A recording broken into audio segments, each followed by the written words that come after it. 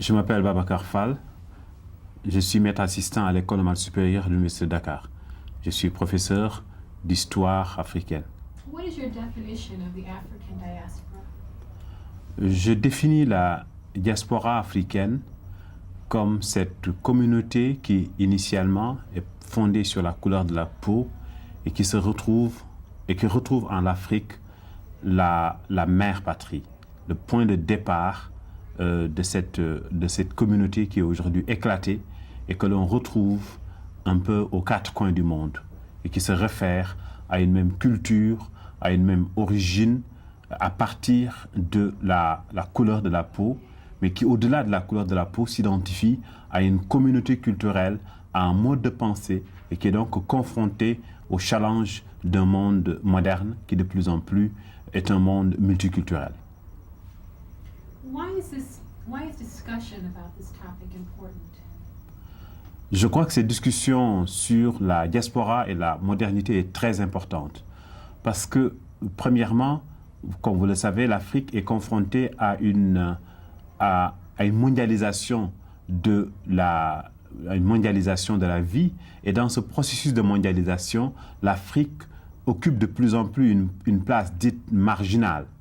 Dans quelle mesure il est possible pour la communauté de la diaspora de réfléchir sur les défis auxquels l'Afrique se trouve confrontée et comment il est possible de mobiliser les différentes parties de cette diaspora pour replacer l'Afrique dans le champ des enjeux du monde, à telle enseigne que ce ne soit pas simplement l'Asie qui apparaisse aujourd'hui avec ses succès économiques, mais également qu'il soit possible de montrer à l'intelligence africaine qu'il est possible de bâtir un monde et de participer dans un monde où les rôles peuvent être équilibrés. C'est pourquoi je pense qu'il est extrêmement important de discuter de la contribution de la diaspora face au monde moderne. How does this focus on the concept of diaspora differ from the traditional discussions about Black people? Je crois que la différence ici, c'est que le concept de la diaspora est un concept qui doit être plus global. Elle est plus globale. Elle est plus globale parce qu'elle réfère non seulement à un vécu, mais elle réfère également à une façon de penser le présent en vue du futur. Alors que jusqu'à présent, la référence à la culture noire était davantage une référence née d'une sensibilité littéraire, et cette sensibilité littéraire n'embrassait pas les enjeux que pose le problème du défi de la modernité. Le processus de la marginalité, je crois, qui est aujourd'hui un élément extrêmement important auquel nous nous trouvons confrontés. Parce que nous l'avons vu au cours de cette conférence, qu'il s'agisse des parties de la communauté qui se retrouvent en Amérique latine, on se rend compte qu'il y a effectivement un processus de refus de leur appartenance à la culture africaine. Il y a donc une exigence à repenser le présent et le futur à partir d'une perspective qui soit une perspective africaine. Is this primarily or merely a discussion about race, about one's race, one's color of one's skin, or is it about other issues like politics or culture? Je crois qu'on a dépassé la discussion sur la race. J'ai été frappé par deux éléments majeurs. Premièrement, la référence à la place de l'Afrique dans l'échiquier mondial. Je crois que c'est une nouvelle approche à la question de la diaspora. La deuxième chose qui m'a impressionné, c'est comment la diaspora peut être mobilisée pour participer du processus de la bonne gouvernance en Afrique. Nous avons entendu des propos tendant à montrer comment il est possible au niveau de la diaspora afro-américaine d'exercer des pressions sur le gouvernement américain pour orienter la politique américaine contre les violations des droits de l'homme, telles qu'on peut le constater au Nigeria ou dans d'autres parties de l'Afrique. Je crois que cette approche qui est une nouvelle approche qui intègre les droits de l'homme, qui intègre l'exigence d'une nouvelle gouvernance pour que l'Afrique ne soit plus une Afrique dont l'image prédominante est l'image de l'instabilité, de la violation des droits de l'homme. Et je crois que c'est une approche tout à fait nouvelle qui dépasse de beaucoup l'approche de type racial qui, pour l'essentiel, réfère à une certaine sensibilité littéraire ou culturelle. What are the political implications of this discussion, this focus on the African diaspora, if any? L'implication politique sera fonction de la capacité de la conférence à formuler des thèmes mobilisateurs en direction de la communauté, qui dépassent simplement de simples recommandations, mais qui soient une nouvelle approche pour montrer en quoi il est possible au niveau de cette diaspora de se sentir assez proche des problèmes auxquels l'Afrique se trouve confrontée. Ces défis, c'est quoi? C'est les défis du chômage, c'est les défis également de la dépendance, dans un sens assez large du terme. C'est le défi de bâtir une économie autosuffisante. Mais pour cela, il est indispensable que la question d'une bonne gouvernance soit prise en charge, non seulement au niveau de l'Afrique elle-même, mais aussi que la diaspora apparaisse un peu comme l'œil maison, mais une sorte de conscience des pays africains, une sorte de conscience qui soit capable de dire aux pays africains, aux dirigeants africains, que la voie dans laquelle la plupart de ces dirigeants africains sont impliqués n'est pas une bonne voie. Elle n'est pas une voie qui permet à l'Afrique de s'émanciper. Elle n'est pas une voie qui permet à l'Afrique de se regarder pour non plus simplement se contempler, mais pour envisager les véritables voies de développement, les choix qui soient des choix courageux dans la perspective d'un développement qui soit véritablement centré sur le développement humain. What do you see as the benefits of this focus on diaspora and for whom? Je crois que l'intérêt de d'une concentration sur la diaspora, c'est d'abord la capacité de penser globalement une communauté qui se trouve éclatée, une communauté dont les différentes composantes vivent des situations différentes. Au-delà de ces différences, qu'est-ce qui peut constituer la trame unificatrice? Dans quelle mesure il est possible de se retrouver dans une approche qui soit une approche en vue d'un développement humain durable? Dans quelle mesure il est possible de développer une approche de type pluridisciplinaire, une approche de type multiculturel, une approche également de type multigéographique? Cela me semble extrêmement important et les conclusions qui peuvent être tirées de cette rencontre peuvent, je crois, constituer une sorte de viatique, non seulement pour les pays africains, mais également pour les autres composantes de la diaspora que l'on retrouve sur le continent américain ou que l'on peut retrouver en Amérique du Sud. Are there any negatives related to this focus?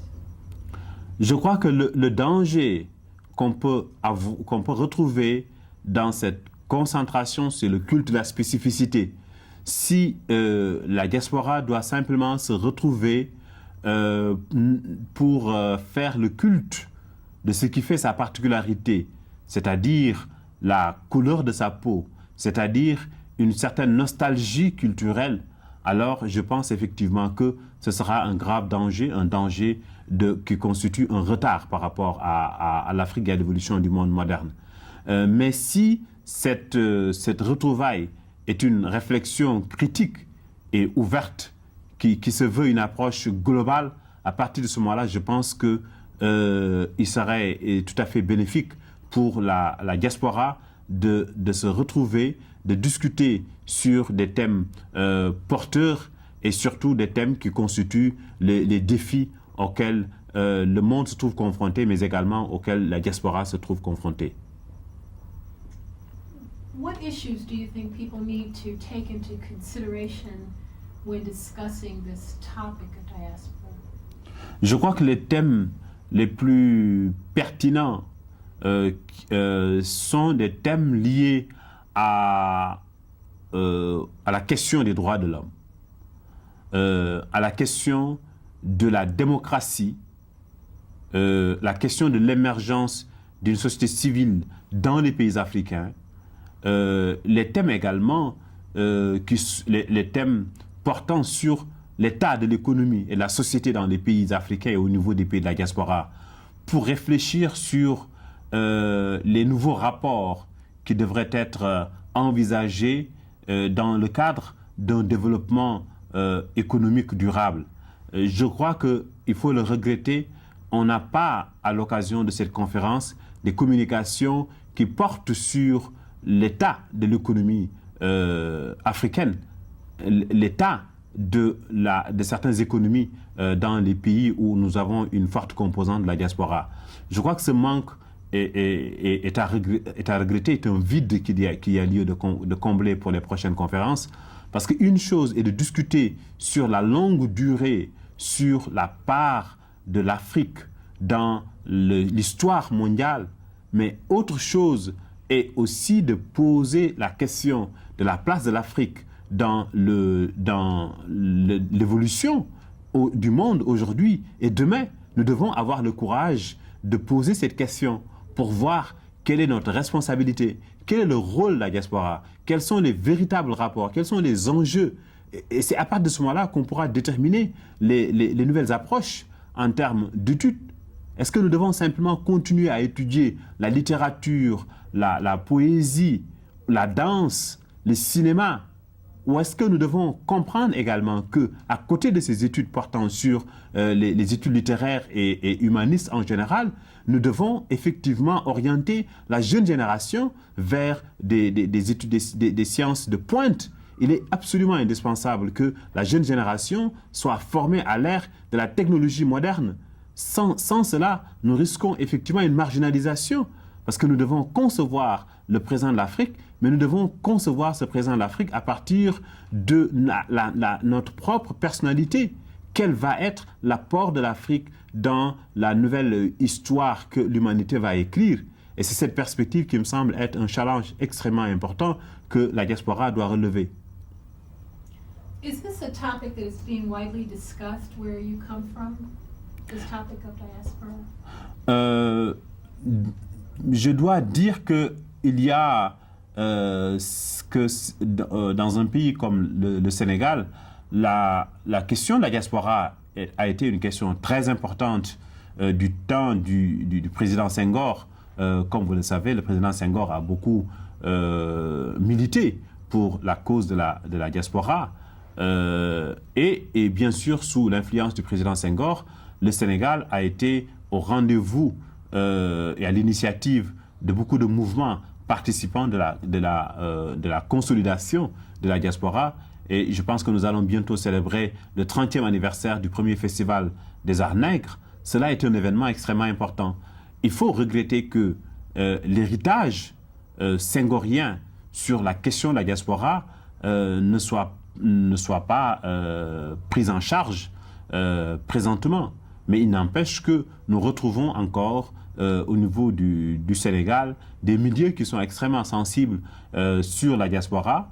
Et il faut également se réconforter du fait qu'il y a des organisations qui travaillent et qui ont des projets extrêmement ambitieux portant sur la question de la diaspora, la question de l'île de Gorée, le mémorial Gorée-Almadi, et qui travaillent dans le sens de faire en sorte que l'héritage de la diaspora et la place prépondérante que Gorée a eu à jouer dans cette histoire de la diaspora soit un élément vivant dans l'image populaire des jeunes Sénégalais et des jeunes générations de l'Afrique moderne.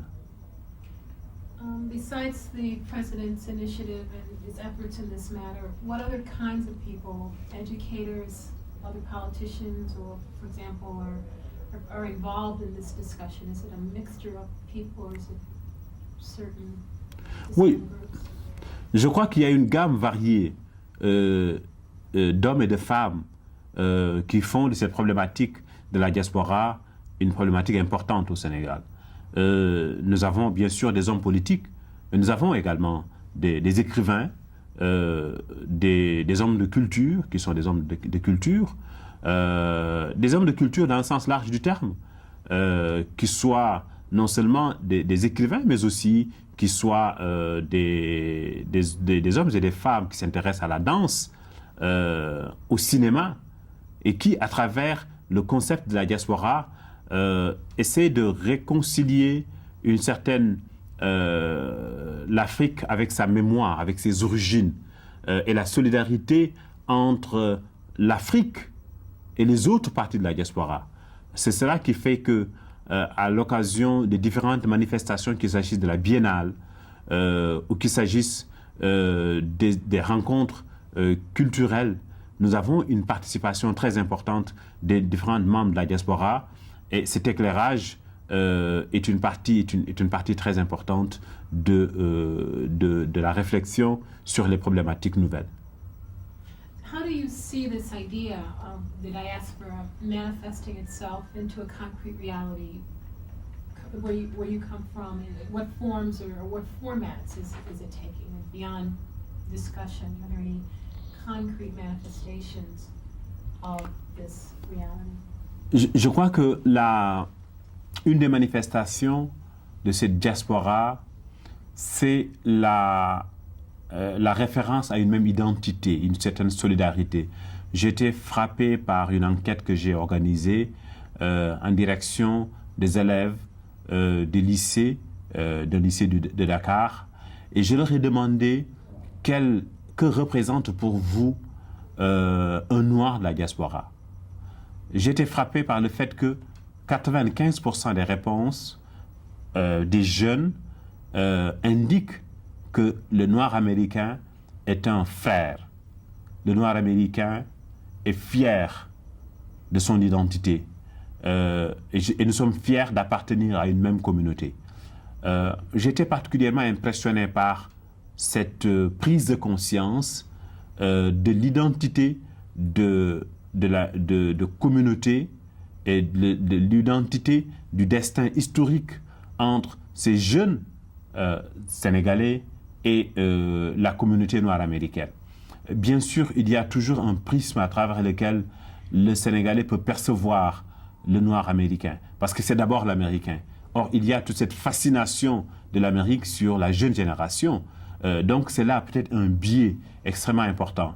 Mais je pense, au-delà de ce biais, la référence à la couleur de la peau, la référence à une communauté qui est connue comme une communauté minoritaire et souvent victime d'une machine de l'État en Amérique, et la solidarité, la sympathie face à cette situation me semble une donnée concrète d'une solidarité et d'espération commune des jeunes qui aspirent à un monde de liberté, à un monde où les relations seront des relations plus fraternelles.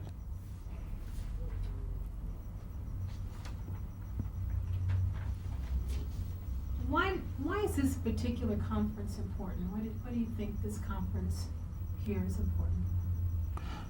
Je crois que cette conférence est importante, peut être importante si elle marque un tournant dans la façon de penser la diaspora. Je crois que si cette conférence débouche sur une approche plus globale des problèmes de la diaspora, que l'éclatement de la diaspora doit être surmonté à travers une vision nouvelle, une plus grande solidarité et une orientation des préoccupations de la diaspora vers les problèmes de développement, les problèmes de la population, les problèmes de la préservation de l'environnement, les questions de la démocratie. Si, je crois, ces trois grandes préoccupations sont prises en charge par la réflexion au cours de cette conférence, je pense effectivement que cette conférence sera un tournant. Elle sera un tournant parce qu'elle va être différente des autres conférences qui ont davantage été des conférences portées sur une réflexion de type littéraire, une réflexion de type humaniste, quelque peu en rupture avec les problèmes réels auxquels l'Afrique se trouve confrontée. Alors, je pense donc que si la réflexion telle qu'elle a été amorcée au début de la conférence porte sur une prise en charge des questions des droits de l'homme en Afrique, les questions de développement, les questions de l'impact de la croissance démographique sur la population, sur l'environnement, et comment il est possible de mobiliser l'expertise, la réflexion et les membres de la communauté dans la résolution de ces problèmes de société, je pense effectivement que cette conférence va jouer un rôle extrêmement important et va faire date. Autrement, ce sera une conférence de plus, comme on a l'habitude de le voir, où nous nous retrouvons entre intellectuels, pour échanger, c'est très intéressant, mais au-delà de l'échange intellectuel, je pense qu'il y a lieu à réfléchir sur les défis auxquels notre société se trouve confrontée et réfléchir sur la pertinence ou non des voies qui sont empruntées et jouer notre fonction d'intellectuel critique, notre fonction subversive par rapport à l'ordre social et préconiser des voies neuves, des voies qui puissent permettre à l'homme de se réconcilier avec lui-même, c'est-à-dire travailler à son épanouissement dans le cadre d'une société plus égalitaire et plus solidaire. Is there anything in particular that you hope to get out of this conference or that you hope to see come out of this conference? Ce que je souhaiterais comme produit, disons, final de cette conférence, c'est que cette conférence fasse date, qu'elle permette que certaines réflexions conduites sur les défis auxquels l'Afrique se trouve confrontée, que les fruits de cette réflexion soient portés à l'attention de la communauté. Donc, il y a la question de la vulgarisation, de la popularisation de ces conclusions, que ça ne reste pas simplement un échange dans une université, fût-elle l'université de Texas, mais qu'il soit possible que les conclusions soient répercutées au niveau des différentes entités de la diaspora et surtout que ça soit le point de départ d'une nouvelle réflexion qui soit conduite par des segments, des représentants qui ont pris part à cette conférence et que ça donne naissance à d'autres réflexions au niveau local, au niveau national, pour qu'on puisse effectivement réfléchir sur non seulement les éléments de solidarité entre les différentes composantes de la diaspora, mais surtout la responsabilité des membres de la diaspora dans la situation de marginalisation de l'Afrique, dans la situation de misère, de pauvreté et des violations des droits de l'homme que l'on peut constater dans la plupart des pays où nous avons la composante, la diaspora, où les différents membres de la diaspora africaine vivent. Je crois donc que c'est ce défi qu'il y a lieu de relever pour faire en sorte que l'intelligentsia fasse corps avec le mouvement social pour escompter un changement qui soit véritablement un changement porteur, un changement pour le futur de la communauté africaine. How important is this idea of self-definition and self-affirmation? Cette question de l'autodéfinition de la diaspora africaine en tant que prise de conscience d'une certaine identité, je crois qu'elle est très importante. Elle est très importante en tant que point de départ, en tant que point de réflexion, en tant que prise de conscience que nous sommes dans un monde planétaire et que dans ce monde planétaire, il y a plusieurs identités. Il y a une cohabitation, il y a un mélange culturel entre plusieurs éléments dont chacun doit avoir une prise de conscience de sa propre identité. Je crois que cette prise de conscience de sa propre identité est une référence très importante parce que elle est importante parce qu'elle permet à l'individu et à la communauté de se décomplexifier face à l'autre pour faire une analyse de ses atouts, de ses capacités, de ses faiblesses, pour réfléchir comment il est possible de réduire les facteurs de faiblesse et comment il est possible de travailler à renforcer les capacités de la communauté, à avoir d'abord confiance en elle-même pour pouvoir faire face aux défis auxquels la société se trouve confrontée. What do you see as some of the things that connect Black people from around the world?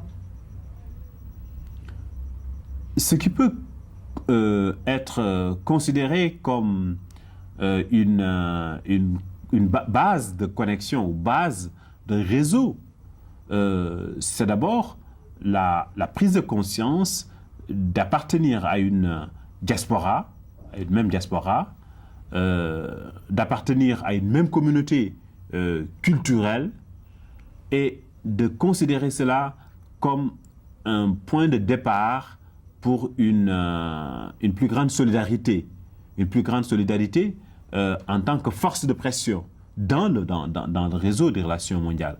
Parce que je pense aujourd'hui, nous sommes sur l'échiquier mondial marqué par des rapports de force antagoniques.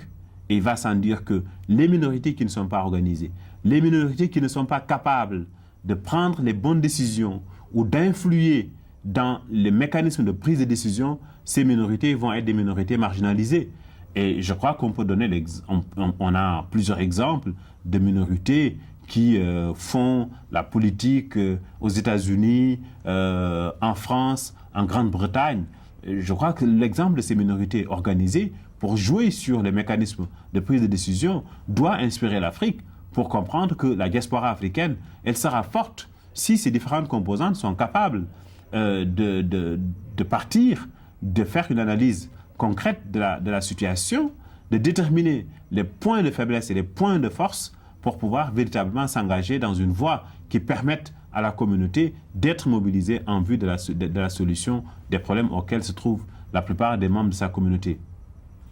Why is it important, do you think, for people, particularly black people, to focus on this idea of connections? C'est très important, cette idée de la connexion. J'allais dire un peu cette idée de participer d'un même réseau à travers le monde. C'est d'abord un élément de sécurité, un élément qui limite le défi d'être perdu, de perdre ses racines. Nous savons très bien qu'il y a la force d'idéologie dominante. Nous savons très bien que dans un pays comme les États-Unis, il y a de cela quelques années, en 88 par exemple, j'ai travaillé avec un collègue sur le profil du candidat idéal pour la Maison-Blanche. Et nous avons constaté que le profil de ce candidat excluait les Noirs. Et une telle situation n'est pas encore dépassée. Lorsque l'on voit la décision qui a amené Colin Powell à renoncer à la course à la Maison-Blanche, il y a également là une prise de conscience qu'une certaine évolution n'est pas encore faite au niveau de la mentalité dans la société américaine. Cela veut dire que nous devons travailler en connexion avec les autres segments de la diaspora pour faire en sorte qu'une plus grande prise de conscience à l'échelle mondiale puisse se faire et que cette prise de conscience permet de dépasser progressivement les barrières de la race, les barrières de la couleur de la peau. Mais il va sans dire que c'est un processus très long. Ce processus est très long. Et lorsque l'on se situe au niveau de la marche de l'histoire, on peut se rendre compte que le chemin a été très long qui a mené d'Abraham Lincoln à Martin Luther King Jr. Il y a pratiquement là un siècle avant que de l'abolition formelle de l'esclavage, on en arrive à une reconnaissance des droits civiques, à une reconnaissance encore formelle qui n'intègre pas la reconnaissance des droits sociaux, comme on les appelle maintenant, les droits socio-économiques, sans compter la reconnaissance simplement qu'un Noir doit être capable de pouvoir être candidat à la Maison-Blanche sans heurter un certain puritanisme ou une certaine conception de l'opinion américaine. Alors je pense donc que c'est un tel défi non seulement est un défi pour les Noirs de l'Amérique, mais c'est également un défi pour les autres membres de la diaspora qui doivent travailler pour qu'il y ait une prise de conscience, pour que l'éducation puisse être la trame qui permette de faire progressivement évoluer les mentalités et la conscience des jeunes. Your work is primarily as an educator. Yeah. And I'd like to ask you, how important is this discussion of the African diaspora, in your opinion, to African young people and young people in general, to the future? Je crois que cette discussion sur la diaspora est une discussion très importante, mais elle doit être... nous devons réfléchir sur comment cette discussion au niveau de la diaspora doit être organisée au niveau des jeunes, qui sont à l'école, qui sont hors de l'école et qui constituent les générations, les citoyens de demain. Cette prise de conscience qui doit être faite sur les problèmes de la diaspora, non seulement dans les communautés noires aux États-Unis, dans les communautés noires au Pérou, en Argentine, mais également dans les quartiers de Dakar, de Brazzaville ou d'Afrique du Sud. Cette discussion sur la diaspora, elle doit être menée au niveau de la jeune génération. Elle doit être menée dans le sens de faire comprendre aux jeunes générations la réalité de la diaspora. Non seulement l'origine de la diaspora, mais également l'évolution que cette diaspora a connue, les problèmes auxquels cette diaspora se trouve confrontée et comment cette diaspora peut réfléchir sur les problèmes contemporains auxquels se trouve confronté le monde. Cela me semble extrêmement important parce qu'on va réaliser, en transférant la discussion au niveau des jeunes, on va se rendre compte qu'il y a une conscience universelle, précoce au niveau du monde, des enfants. Les enfants pensent d'abord, avant tout, en termes de citoyens du monde. Et il faut se féliciter du fait qu'il y a là un apport extraordinaire de la télévision qui permet aux enfants de voir la situation en Amérique, la situation en Asie, la situation en Europe, en Afrique, et qui restitue le concept de la globalité du monde au niveau du vécu quotidien des enfants. C'est pourquoi je pense qu'une telle situation doit être considérée comme un atout fantastique pour fonder une éducation pour la paix dans le monde, une éducation pour une prise de conscience de la santé de la reproduction au niveau des enfants, une prise de conscience sur les nouveaux comportements à avoir, les respects mutuels entre les garçons et les filles, mais aussi la compréhension de tout ce qu'il peut y avoir comme mythe en passant d'une société à une autre. Je crois que les mythes liés à l'infériorité ou à la supériorité doivent pouvoir être vaincus sur la base de l'éducation, mais sur la base également de la compréhension du mécanisme de fonctionnement des sociétés, mais aussi des réseaux d'interdépendance qu'il peut y avoir et de solidarité entre les différents membres de la composante. Mais c'est pourquoi je pense qu'il est extrêmement important que ces discussions soient menées au niveau des jeunes et surtout qu'on donne aux jeunes les armes miraculeuses, comme disait Césaire. Ces armes miraculeuses, c'est quoi? C'est l'éducation, c'est l'information. C'est en mettant à la disposition de ces jeunes l'information et l'éducation qu'il soit possible à ces jeunes de penser globalement et de comprendre l'ensemble des préjugés qu'il peut y avoir dans les relations entre les garçons et les filles, mais aussi en passant d'une communauté à une autre. Merci.